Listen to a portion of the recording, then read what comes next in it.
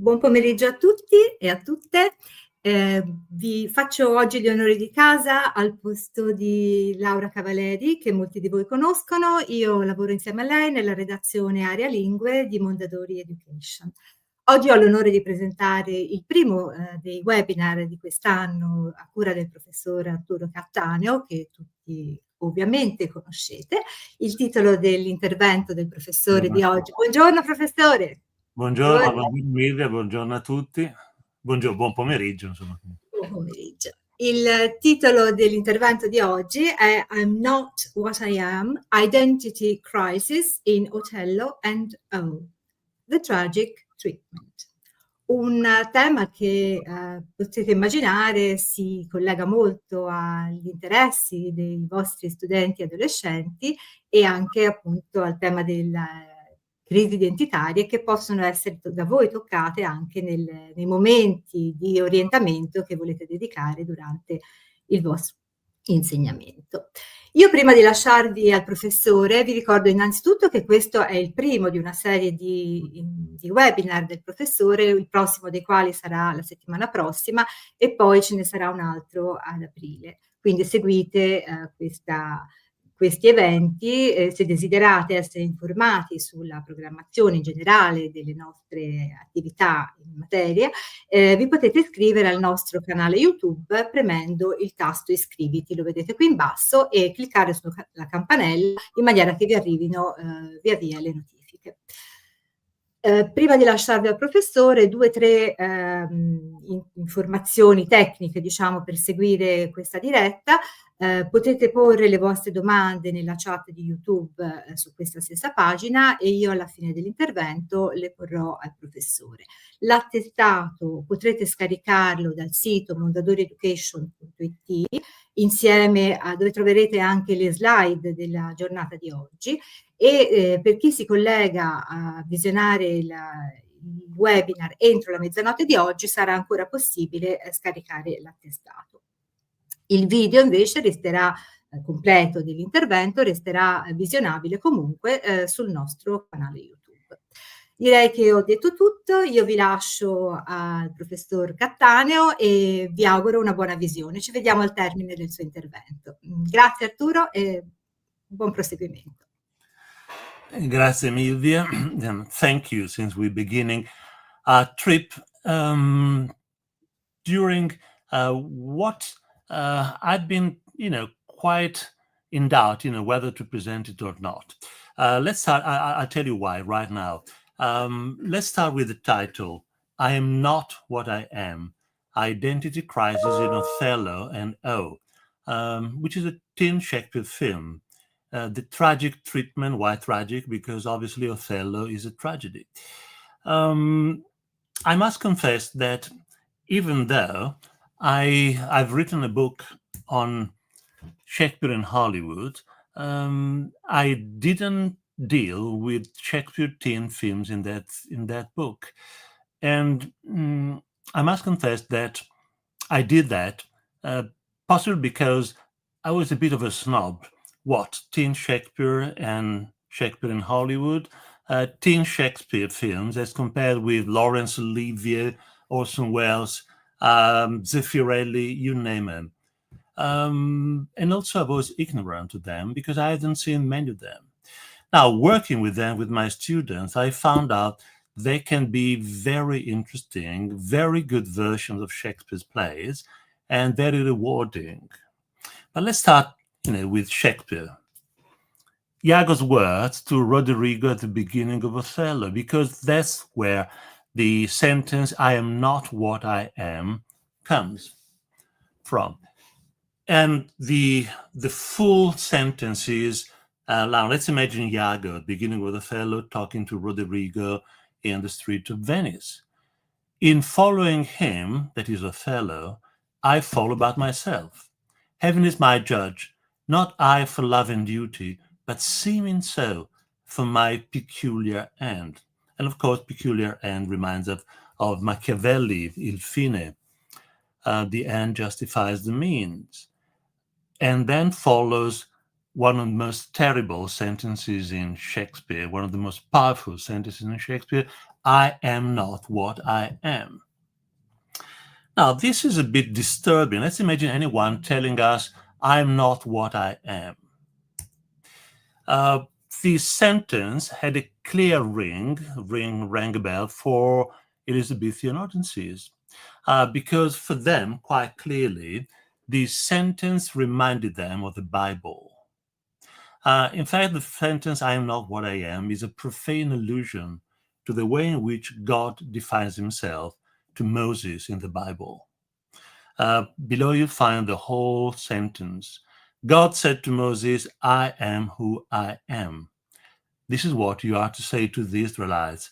I am has sent me to you. Now, if God says, I am who I am, and Iago says, I am not what I am, well, he's saying the contrary of what God is saying. And the contrary of God is the devil. Is that what really Iago is saying? Or is that what Shakespeare is implying about Iago? Well, it's hard to say. For us today, a sentence like, I am not what I am, brings to mind something quite different, sort of psychological lack of insight. Who am I? I don't know, but I'm not what I am. Quite disturbing again. Now, in psychology, identity crisis is a theory of identity development, which involves the resolution of a conflict. In psychology terms, identity cohesion versus role confusion over 8 stages of life. Well, from birth to mature age or old age even. The term was coined in 1968, so it's fairly recent, by German psychologist Erik Erikson. And below we find a simpler definition from the Cambridge Dictionary. Identity crisis is defined as a feeling that you are not sure of who you are or what you should do, which is, of course, something we can all relate to in the 8 stages of our life, but especially adolescence. In fact, Erik Erikson was the first to use the concept of identity in relation to adolescent development. Now, according to Erikson, the identity crisis, which is the achievement of a sense of identity despite feelings of identity confusion, represent the normative crisis of adolescence.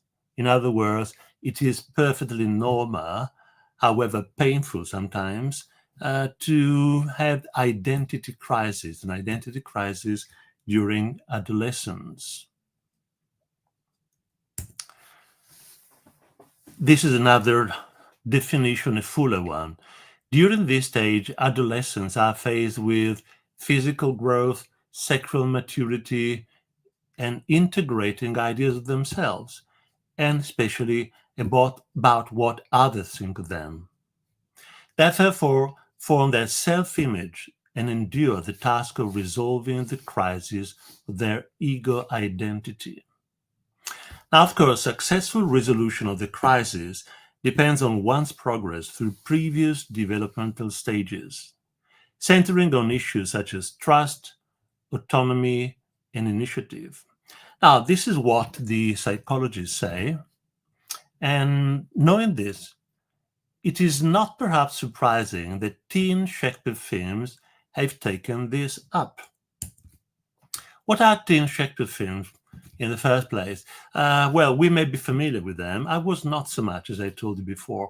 They are film adaptations of the Bart's works, which were mainly produced between the second half of the 1990s and the early 2000s, clearly aimed at a teenage audience. Of course, some of these adaptations for teenagers have been big hits with the public, possibly the most famous one being 10 Things I Hate About You, which is adapted from The Taming of the Shrew. Now, the choice of Shakespeare for teen films is by no means an arbitrary one. If we think of that, let's come to think of that. Of all classical authors, Shakespeare is the one who most naturally lends himself to being retold for a teen audience. After all, he was the first ever to create a teenage story. What with Romeo and Juliet, as is very well known. In Romeo and Juliet, we know the precise age of Juliet. She's 14. And Romeo is, how old is Romeo? Well, we don't know exactly, but it's clearly 16, 17. All his friends are that age. It's a teenage tragedy. And it is not surprising that that was taken up by not exactly teen films, but a very famous, possibly the most famous renderings of Romeo and Juliet. In West Side Story, both the musical and the film, the young people, the adolescents of Verona, are turned into adolescents in New York's West Side. And as we know, the story is totally different, but also very close to, to Romeo and Juliet, to Shakespeare play. That's the charm of the whole thing. Now, the difference is obviously, as compared with West Side Story, for instance, was a very good film, very faithful to Romeo and Juliet. But the difference is that teen Shakespeare films always or nearly always take place in a school or in a college. Why? Well, simply because the school is the privileged world of teenagers. There are no adults there except teachers, obviously. And this is one reason, possibly the main reason, why I found it particularly rewarding working with my students on teen Shakespeare films. Well, I liked it in the first place, I must confess, after knowing them, the films. The students seemed to like it, basically because it was about them, young people at school. About me as a teacher a bit, not too much actually, but above all, about us as a class, about them. Now, I chose for this talk with you today, which is an updated version of Othello, which is set in an American high school called Palmetto Grove Academy. The name is vaguely reminiscent of an Italian setting, Palmetto Grove Academy. It stars, several young players, young actors, but especially Julia Stiles, who's more famous than the others, and directed by Tim Blake Nelson, quite a good writer, director, and written by Brad Kaya. It was filmed in South Carolina in the spring of 1999. The film was due for release on 31st of August 1999, but it was stopped, shelved. Why? How? Because something happened in between, and something tragic. The Columbine High School Massacre, 20 April 1999 in Columbine, Colorado. You might remember that. That was one of the worst massacres or shootings in American schools. 12th grade students Eric Harris and Dylan Klebold, 12th grade means teenagers, opened fire on their classmates, killing 12 and one teacher. 10 students were killed in the school library, where Harris and Klebold subsequently died by suicide. Now, quite clearly, America and the world were shocked by that. And the producer and the distributors of the film found it particularly difficult to release that film on the heels of such a tragedy. But after a while, people thought, educators thought, the authorities thought that this might be something for young students, a sort of negative example of what should not be done by young people, anyone, of course, but especially young people, or what might happen if one lets get carried away by what? By jealousy, hatred, social and racial biases, and so on. Now, going back to the film, the first thing that changes when a Shakespeare play is taken to be a teen Shakespeare film is the setting, quite clearly. So in this case, Venice and Cyprus disappear to make way for a classic American high school, Palmetto Grove Academy. Now, the second thing that changes is quite clearly the context. Why? Because there is no longer talk of an impending war against the Turks, quite clearly, but instead of that, we have a basketball championships, and Odin, who's the teenage Othello in the film, is the best player on the court, just as Othello is the best general in Venice. Now, let's not undervalue or smile at the basketball championship, because as we know, in American high schools and colleges and universities, sporting competitions are very, very important. They're so important that you can get very good scholarships if you excel in sports. So winning a basketball championship can be extremely relevant for the boys playing, for the school, for the teacher, for everyone involved. We have characters, obviously, and these are the main characters in O, the teenage film Othello. Notice that all the characters, all names, are clearly reminiscent of the original Shakespearean names. Odin, Othello, Hugo, Iago, Daisy, Desdemona, Roger, Rodrigo, Michael Cassio, or Mike Cassio, Michael Cassio, Emily, Emilia, Duke Golding, Duke of Venice, and by the way, Duke Golding is the coach of the basketball team. Brabo, the school dean, is Brabantio, Desdemona's father. So we see this is quite important. Now, in addition to the sporting competition, in addition to sporting competitions, other aspects of high school student life are shown in the film, which makes for a bigger appeal to the students and for a more complete picture. So we have classes, dormitory life, parties organized by the students, quite clearly love affairs, that goes without saying.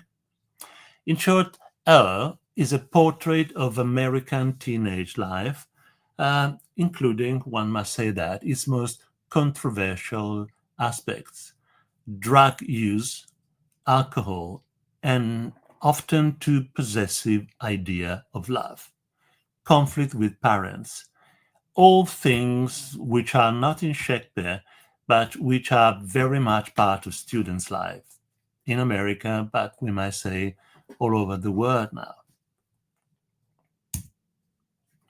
What about the motives or the conflict at the basis of O? Well, they are the same basically as those in Othello: social and racial hatred or bias, as I said before, and jealousy. And by the way, as in Shakespeare's Othello, in the film, jealousy only comes later as a means for Hugo or Iago to get what he wants, which is another way in which the Shakespearean play is being kept very close to the story, which is utterly different but very much similar to. Language, well, this is a very nice, very tricky point, isn't it? Because quite clearly, if we set a film among teenagers and among modern students, we simply cannot have Shakespeare language. Simple as that. If we remember West Side Story, even there, we did not have one single word by Shakespeare. So the language is not there, but one can clearly hear echoes of the original play at very crucial point. Couple of examples. When Dean Brabo, who's Daisy's father, or Desdemona's father, discovered that his daughter has been secretly seeing Odin, he warns Odin about Daisy after attacking him. When he realizes that he cannot do anything, the two young people will go on meeting. And he warns Odin, she deceived me. What makes you think she won't do the same to you? This is, modern English. We could say that any day, any time. But there's also a clear echo of Brabantio's words to Othello. She has deceived the father and made thee. Another very powerful sentence in Shakespeare's play. Another instance, another case is when in Othello, let's start with Othello this time. In Othello, remember Cassius is visibly concerned about his reputation. He has just been made drunk by Iago. He has hurt other people. He has caused a riot in Cyprus, and Othello has just demoted him, degraded him. He's not his officer any longer. And so he is mad about that, frustrated, let down. Reputation, reputation, reputation. Oh, I've lost my reputation. And Iago replies, like the true Machiavellian he is, what is reputation? Reputation is an idle and most false imposition. Who cares about reputation? Go and make your suit to Desdemona. And that'll be the end of the story, as we know. In O2, Cassio, Mike Cassio, is concerned about his reputation, about which his strict parents take great care, quite clearly. And here Hugo echoes Iago's thoughts and words about reputation with slang befitting a teenager, obviously. He says, reputation, who gives a fuck about reputation? You make your own rules. Very American, very much like student jargon, very much like Iago or Hugo, as a matter of fact. Action plot, comparing the two films, two stories, in fact. Sorry, the play and the film, the two stories. Now, in terms of narrative structure, the fidelity of the film to the original is striking. And this is what makes it a very interesting story or film to work with our students, making them comparing the two. Nearly all the actions in the tragedy have a counterpart in the film, including the famous handkerchief, which here becomes a scarf, quite clearly. Now, this is not altogether new. We mentioned West Side Story, and in my book on Shakespeare in Hollywood, I'm afraid this is not a great photograph, but maybe you can detect West Side Story on the left side and Romeo and Juliet on the right side. Now, in the book, I made a comparison between sequences, dramatic sequences of both the musical, the film, and Shakespeare play. And it turned out that the result was astonishing. West Side Story, without having one single word by Shakespeare, without having no Shakespearean name, without being set in modern New York, is all built on Romeo and Juliet. Prologue on New York, prologue in Fair Verona. The Jets enter, then the Sharks. The Montagues enter, then the Capulets, and so on and so on. Except for the very finale of the story, the ending of the story, West Side Story, which apparently has got nothing of Romeo and Juliet, is built action by action on that. So this is exactly what O does, nearly exactly, I must say. It's very faithful. There are a couple of differences, which are quite important for a film. And they or rhetorically quite important for any story, any speech, because they concern the beginning and the end of the tragedy. And this is functional to Othello becoming a teenage story. Now, this is the beginning of the film. Imagine, if you haven't seen it yet, imagine this is the beginning of the film. We see people arriving at the college, and there's Hugo's voice over at the beginning of the film. So a voice-over, a typically filmic device, a voice. And the voice-over, Hugo's voice-over says, all my life I always wanted to fly. I always wanted to live like a hawk. I know you're not supposed to be jealous of anything or anyone, but to take flight, to soar above everything and everyone, now that's living. Now, this introduces the viewer into the narrative world, and this foreshadows the events that will follow. Of course, this is just the beginning. We need, like in Shakespeare's Othello, a real beginning, actions. Now, in Shakespeare, as we know, we have Roderigo and Iago walking the streets of Venice talking about what Othello's done, marrying Desdemona. And Iago complaining that he's been outlived and outdone by Cassio because Othello has chosen Cassio as his lieutenant. Now, to set the story in motion here, the film chooses a game of the school basketball team, in which Odin and Mike Cassio are the star players, while Hugo goes unnoticed. In fact, he's a minor player. He's not so good, not half as good as Mike Cassio and, above all, Odin, Othello. More important than that, and most important, the coach of the team, Duke Golding, is Hugo's father. Now, Duke Golding is crazy about Odin as a coach, but also as a person, as a father. Now, when he names at the end of the match, the winning match of the basketball team, when he names Odin MVP, very popular in American schools, most valuable player,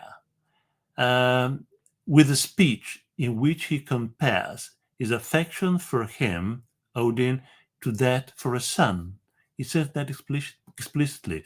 Now the camera zooms in on his real son's face, on Hugo's face, and the face shows great hurt, great disappointment, great disillusion. And this introduces a motive that is not in Othello, but which has got a lot to do with identity crisis and young students being in a difficult relation with their parents, sometimes or many times. Hugo hates Odin like Iago hates Othello, not only because he feels his superiority, or because he has appointed Cassio and Mike Cassio as co-MVP. Two things which closely mirror Othello, the play Othello. But because he feels that his own father prefers Odin to him. And that's the only substantial change to the relationships between the characters in Shakespeare's play. All the other relationships are very close to Shakespeare's. Not this one. This is new, quite clearly. Iago has no father in Shakespeare. And this allows to introduce the relationship between parents and children, which is, as I anticipated, complicated. Father and son. Now, one thing must be said right now. This does not make the action of the teenage Iago seem any less heinous or cruel. The point is clearly not to find the motive that excuses the final carnage, what they do, what Iago does, killing, making other people kill, but to try to identify the discomfort stirring in a teenager's soul.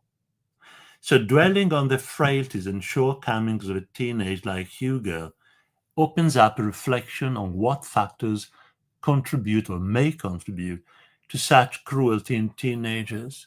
And that's exactly one of the reasons why, possibly the main reasons, why, as I said before, school authorities all over the United States thought that the film, after the Columbine High School massacre, might be released to give an example of what these things may take to.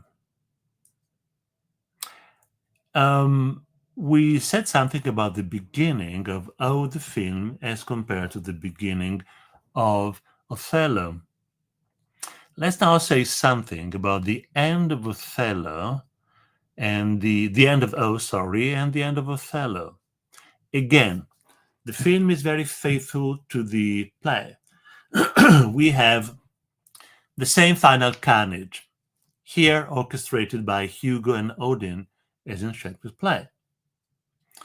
Odin takes possession of a pistol and threatens Hugo, who refuses to explain the reason for his actions, just as Iago refuses to answer Othello. When Othello asks, I pray you, ask this demi-devil, Iago, why he did it. And Iago answered with the most terrible sentences, what you know, which is the worst thing, not letting people know. Othello will never know why Iago did it. Odin shoots himself after pleading that his story may not be manipulated, that no hasty explanations based on stereotypes, racial stereotypes, be given. As Othello kills himself with a sword, just in the same way as Othello kills himself with a sword after demanding to tell the truth about his story and his love for Desdemona. Now, why did I add racial explanations to what you see written here? No hasty explanations. Because, and I'm sorry, I forgot to mention that, but that's essential. Odin is the only black boy in the school. The school, Palmetto Grove Academy, takes great pride in O, not just because he's a great athlete, he's a great basketball player, but because he's the one and only black boy in the school, and he's been fully integrated. Just as Othello, as we know, in Shakespeare's play, is the only black general in Venice, and the only black among white people, white characters.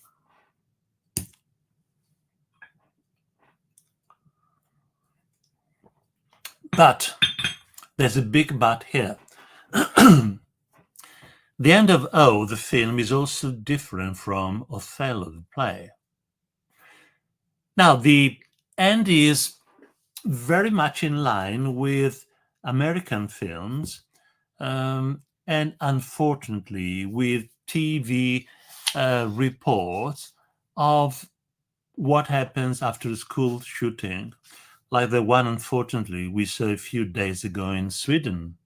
Same thing. Ambulances arrive, police cars, the press, TV, and we see TV montages after the major shootings. And on top of all that, over all that, again, as at the beginning, Hugo's voiceover. And that tells us something about the tragedy, not so much the real motives, but what he now feels.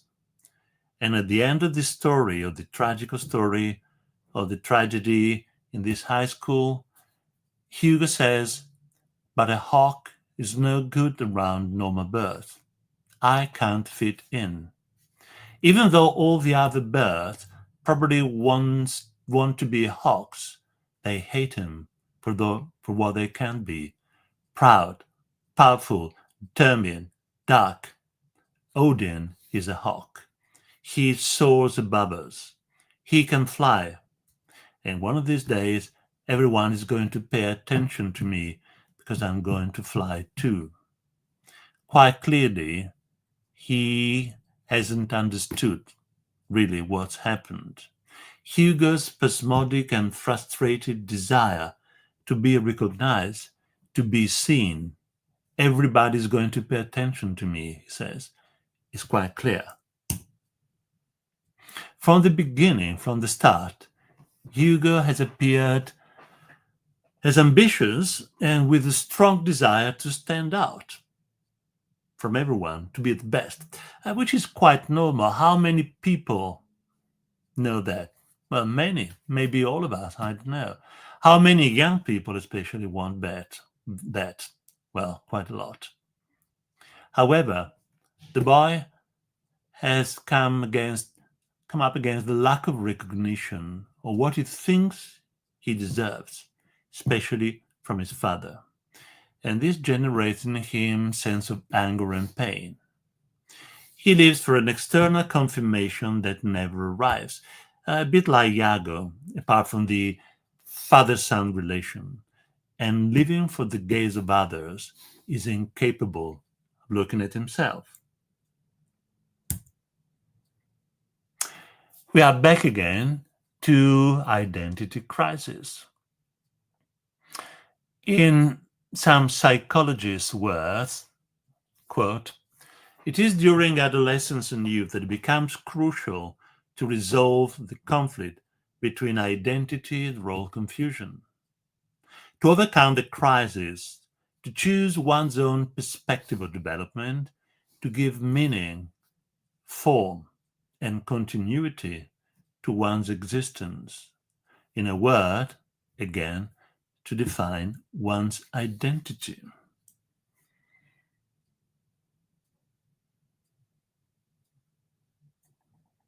And that's exactly what Hugo did not achieve.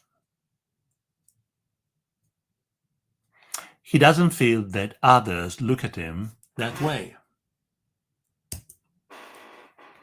In all the protagonists, all of them, Odin, Hugo, Daisy, are teenagers who are confronted with the search for their own identity. And in different ways, they are faced with events that challenge the beliefs they have developed about themselves. They try to find solutions in the face of the confusion and disappointment this causes them. Let's go back to the story. I'm not a psychologist after all. And going back to the story, let's see what's happened to Odin. Well, we know what happens in practical terms. Like Othello, Odin kills himself. He cannot stand other people to look at him, to think of him after what's happened. At the beginning, throughout the story, Odin only wishes to be considered a boy like everyone else. Why? He's the only black people among young people. Only black boy among young people. And despite the praise he received for his football prowess, the world around him is prejudiced against him. He knows that, even though that doesn't appear so much in the film. And he is tormented by the idea that he always has to prove that he is no different. Hugo wants to prove that he is better, like Iago. Odin, like Othello, has to show people or wants people to believe and think that he is no different. So Odin gains confidence in his identity from the girl, Daisy. Without Daisy's support, Odin no longer knows who he is. His identity crumbles and becomes clay in the hands of Hugo, which is exactly what happens to Othello. Remember what he said at the beginning, Act 1, in front of the Doge and the senators and Desdemona's father, "My life upon his faithfulness." He takes his life and gives it to Desdemona. My life upon her faith. And when Cyprus, he says, she loves me, and if she loves me not, then chaos is come. Chaos. The word has no meaning. Everything collapses. It is only when Odin realizes that in truth, Daisy had always considered him as he wished to be seen, that she did not betray him. And she did not betray him in two ways. In the most obvious way, like in Shakespeare's Othello, physically, she never went with Cassio or Mike Cassio. But especially she never betrayed him because she never thought of him as being different. She always looked at him as a person, as a boy, as the boy she loved. And only then he returns to defend his identity. He very openly says to the other before he kills himself, I ain't no different than none of you all. Teenage slang, but the message is clear. I'm not different from you all. Now, we have come full circle now from Shakespeare play. Exactly as in Othello, the film shows that an identity that rests solely or even too much on recognition by others, although important quite clearly for the stability of oneself, is fragile and risks being manipulated or leading to a total disconnection from the actual reality of one's own nature. And I must say in conclusion that I was very much impressed by two things. In the first place, by the film. When my students suggested that they might do some work on that, I was, as I said before at the beginning, quite unprepared or quite snobbish and surely quite ignorant again. I repeat myself. When I saw the film, I was impressed. It's a very powerful version of Othello. Obviously, mutatis mutandis, as Latins used to say. Second thing that impressed me was the excellent work that the students did on the comparison between the two. They took a lot out of the film. They took a lot out of Shakespeare.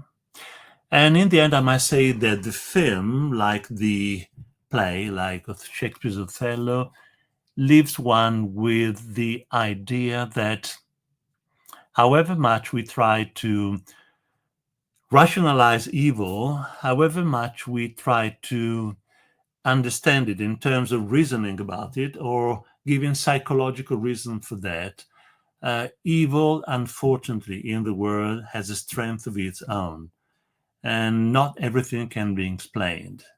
And that's the great thing about Shakespeare tragedies especially. One final remark. We've been talking about identity crisis in modern terms quite clearly, and quite clearly as applied to this film, this modern version of Othello. But it is also quite clear that Shakespeare characters, not all of them, but many Shakespeare characters suffer from a sort of identity crisis. Othello and Iago are a case in point quite clearly. But what about Hamlet? What about other people in his plays? What about Prospero in The Tempest, for instance? Many more. What about Lady Macbeth? What about Macbeth? That's the reason why Shakespeare heroes in his tragedies are modern heroes. They've been called modern heroes. They show this lack of certainties and this lack of knowledge about themselves, which makes them say, not all of them say, I am not what I am. Iago says it at the beginning of Othello. Next week, if we're still together, we see that the woman, a young girl, dressed up as a man in Shakespeare's comedy, Twelfth Night, says that again, I am not what I am. She has dressed up as a man. So that's quite typical for Shakespeare, and that's another reason why he's so much ahead of his time. And he looks forward to looks ahead, better still, to what we are experiencing. Well, I'll say, this is enough for today. And if you have any questions, I'd be glad to answer them all. this is all for today. Thank you very much.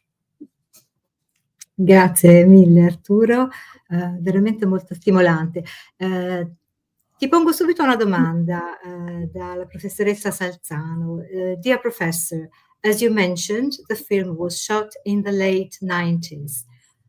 Back then, one's fatherly love was something to be longed for. Nowadays, fathers are often not around at all. What do teens long for? Well, thank you. Domanda difficile.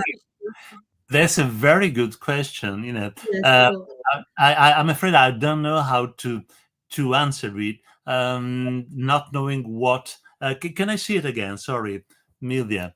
yes. What teens long for? But it's true that fathers are often not around at all, and that changes our perspective. Um, I'm thinking not so much of Othello, of course, but of Hamlet.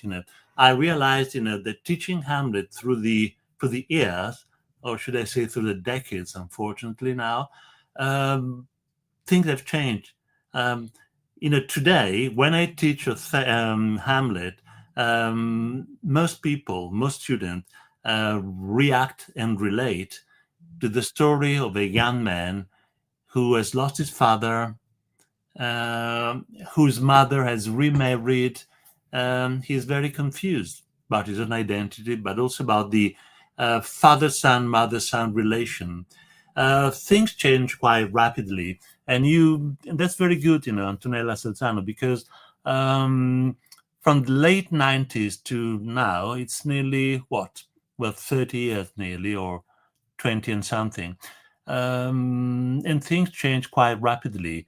And since we are talking about psychology and psychologists, that's one thing that psychologists and psychoanalysts experience. The old theories are really difficult to apply. Let's say Freud's theory, which were based on a stable family with the father again, with the head of the family, the paterfamilias, and the mother. Now these relationships have all changed. So how can we account for that? Well, I don't know. I wouldn't know. Or let us say that I wouldn't know how to give a prescription, a right answer.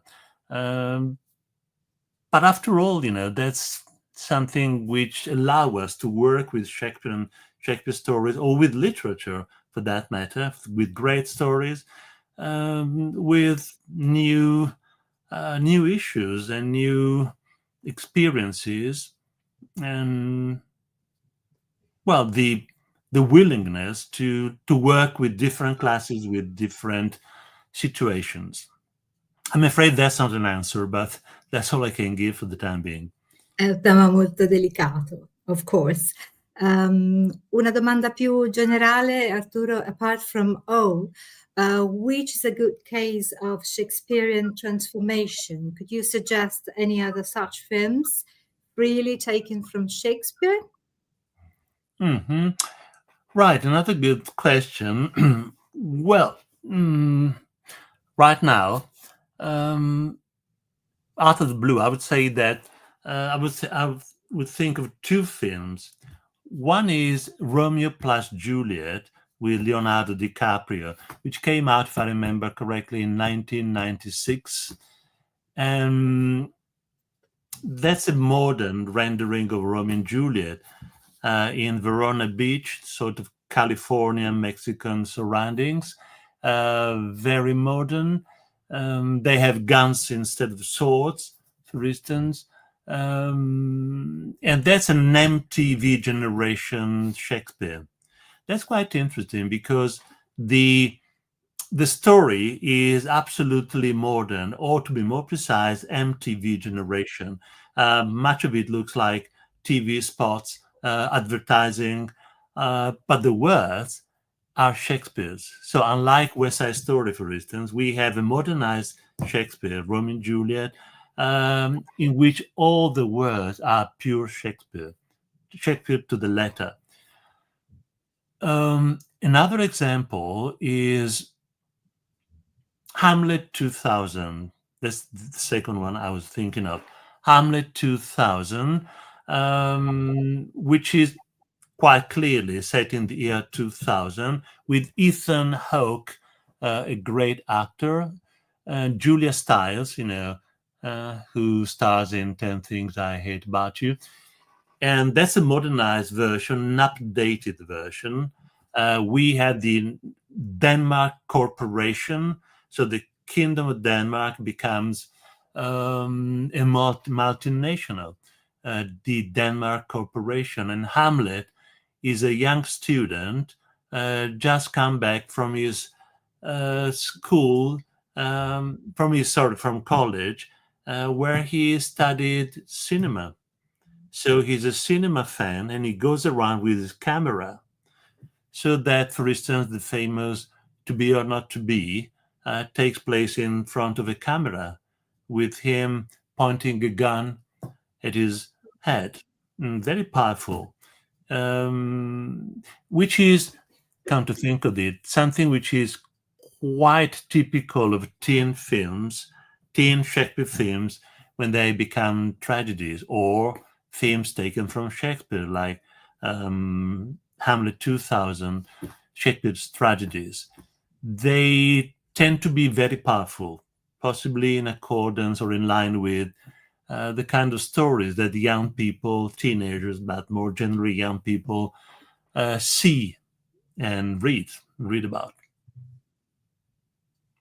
Well, many more could be mentioned, but these are the first two. They're quite easy to find. So if you want to use them in class, you can quite easily find them. Yeah, someone talks about Merchant of Venice with Al Pacino, who plays Shylock. Yep. Of course, and many others. And well, you partially answered, but apart from, do you think that playing with Shakespeare's stories detracts from the seriousness of his literary legacy? No, not at all. Well, of this I'm certain. Not at all, because that's what Shakespeare did in his own time. He would be the last to complain. He never wanted to be a monument. Other people later on made a monument of him. He was a man of the theater. He wrote plays. He was an actor. He performed. He acted in plays.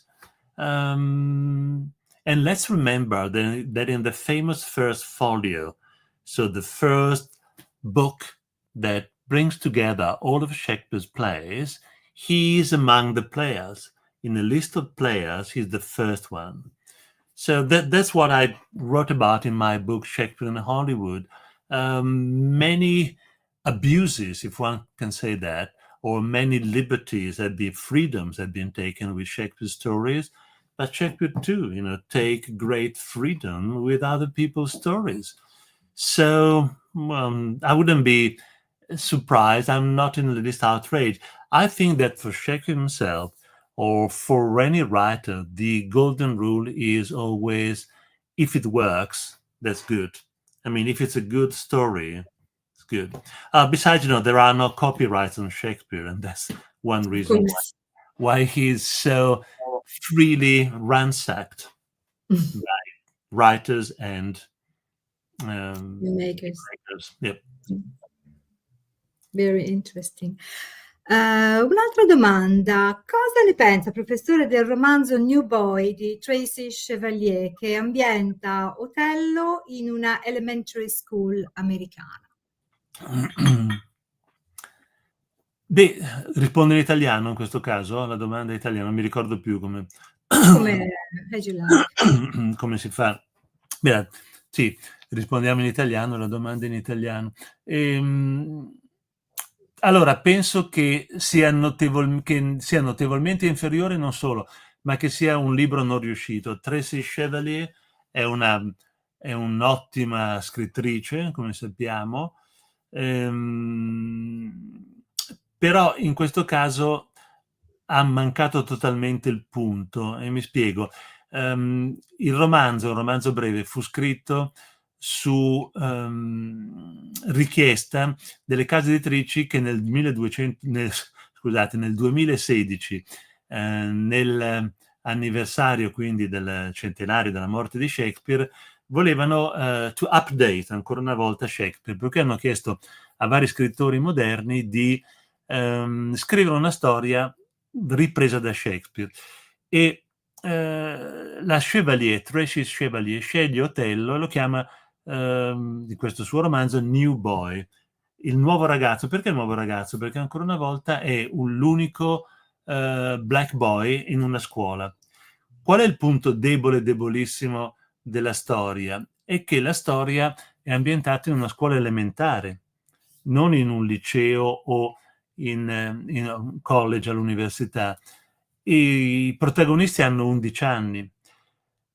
Allora è chiaro che Otello si basa tutto come dramma sulla gelosia, sull'amore che è fisico e comunque è qualcosa che richiede una crescita ormonale, per così dire. Cioè ci vogliono adulti o quasi adulti come i teenagers, come gli adolescenti, come gli studenti universitari.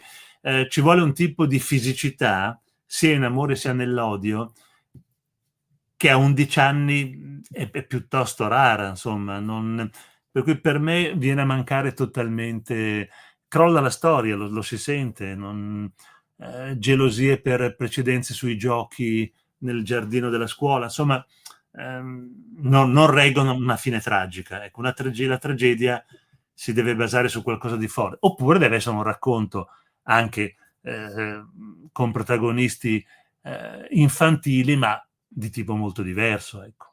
Non sicuramente ripreso da Otello. We still have a couple of minutes, thank you. Delia Tacchini, Professor Delia Tacchini asks, would you apply identity crisis to all three Shakespearean characters? From what I got from the play, only Otello undergoes an identity crisis, not Iago and not Desdemona, who seem to maintain internal coherence. Mm-hmm. Well, that's another very good question, and that's another question that puts me, I was going to say ill at ease, which is not quite right, but it's quite difficult to answer. Let's start with Othello. Othello undergoes an identity crisis, and question is, we're talking about Shakespeare, obviously.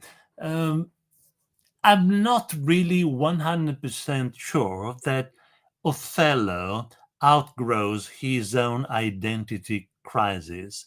Not quite. The way he kills himself, and that's a very dramatic way, also a very stagey way. It's like he's staging his own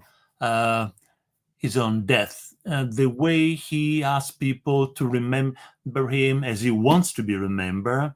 But of course, he is seriously concerned about what is done.